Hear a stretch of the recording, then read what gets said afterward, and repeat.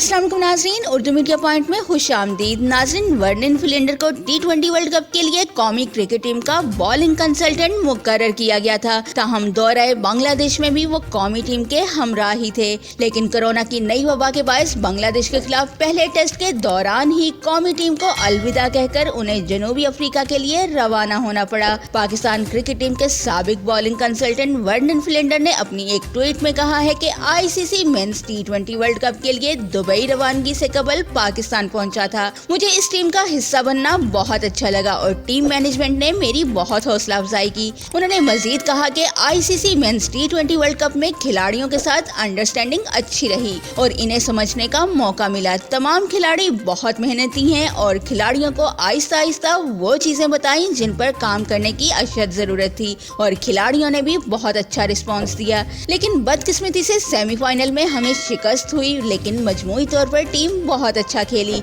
नाज़रीन, क्रिकेट से मुतालिक मजीद खबरों और लाइव मैचेस की अपडेट्स के लिए उर्दू मीडिया पॉइंट के साथ रहिएगा।